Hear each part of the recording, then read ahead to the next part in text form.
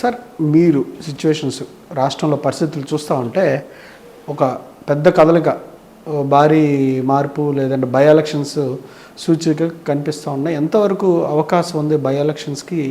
ఈ 10 మంది ఎమ్మెల్యేలు ఆ నియోజకవర్గాల పరిస్థితులు ఏంటి? ఇప్పుడున్న పరిస్థితులు చూస్తే బీఆర్ఎస్కి గ్రౌండ్లో చాలా స్ట్రాంగ్ ఉందండి. ఒకటి పాయింట్ నెంబర్ 1. పాయింట్ నెంబర్ 2 ఏంటంటే ఇప్పుడు ఈ 10 మంది ఎమ్మెల్యేలో ఒక ఎమ్మెల్యే ఆల్రెడీ బండ్ల కృష్ణమోహన్ రెడ్డి గారు నేను నోటీస్ సర్వీస్ చేసిన తర్వాత నేను బీఆర్ఎస్ పార్టీలోనే ఉన్నానని చెప్పి తెలియజేయడం జరిగింది. ఇక మిగతా వాళ్ళ విషయాలకు వచ్చేటికి ఏం జరుగుతుంది అన్నది మనం వేచి చూడాల్సిన అవసరం ఉన్నది. ఇక్కడ మనం గ్రహించాల్సింది ఏంటంటే ప్రత్యేకంగాను ప్రతి ఒక్కళ్ళు ఎలక్షన్ అయినంత వరకు ప్రతివాడు ఓటర్ దేవుడు అంటాడు. ఎలక్షన్ ముందు వరకు ఎలక్షన్స్ అయిపోయిన తర్వాత ఓటర్ను పట్టించుకునేవాడే లేడు. ఇప్పుడు ఫర్ ఇన్స్టెన్స్ నాదే తీసుకోండి, అంటే నాలాంటి వాళ్ళు ఇప్పుడు కాన్స్టిట్యూషన్ నుంచి సంక్రమించి ఆర్టికల్ 326 ద్వారా సంక్రమించిన హక్కుని నేను ఓటుని వినియోగించుకున్న తర్వాత నేను ఓటు వేసిన తర్వాత ఆ వ్యక్తి పార్టీ మారిపోతే నా పరిస్థితి ఏమిటి? ఎంతసేపు మనమేమో ఎమ్మెల్యేల గురించి ఆలోచిస్తున్నాం, ఎంపీల గురించి ఆలోచిస్తున్నాం.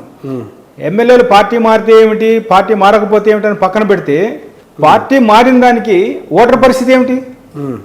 ఓటర్ కదా అల్టిమేట్గా సఫరర్. అవును, ఎమ్మెల్యేలకి ఏం ఇది ఉంది, సఫరర్ వచ్చి ఓటరు. సరే, ఓటర్ యాంగిల్లో ఎందుకు ఆలోచించట్లేదు? అటు రాజ్యాంగం గురించి మాట్లాడే ప్రతి ఒక్కళ్ళు కూడా ఓటర్ గురించి ఎందుకు ఆలోచించట్లేదు?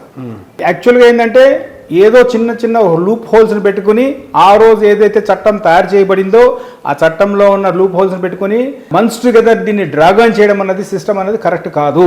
First thing. రెండోది ఏంటంటే చట్టం కనుక సరిగా పనిచేయకపోతే చర్య తీసుకోవాల్సిన బాధ్యత కోర్టుల మీద ఉంది. కోర్టుకి వెళ్తే కోర్టుకి ఏం అధికారం ఉంది, కోర్టు ఎట్లా చెప్తుంది అని వీళ్ళు అంటారు. కానీ చట్టంలో ఉన్న లొసుగులు మరి ఎవరి దగ్గరికి వెళ్ళాలి? మనము చట్టాన్ని సవరించడానికి మీరు ప్రయత్నం చేయట్లేదు. చట్టం వల్ల నష్టపోతున్నామని చెప్తే మరి పరిష్కరించడానికి మార్గం ఏమిటి? వేరే మార్గం ఏమిటి ఇక్కడ? సో దీని గురించి ఆలోచించాల్సిన అవసరం ఉన్నది.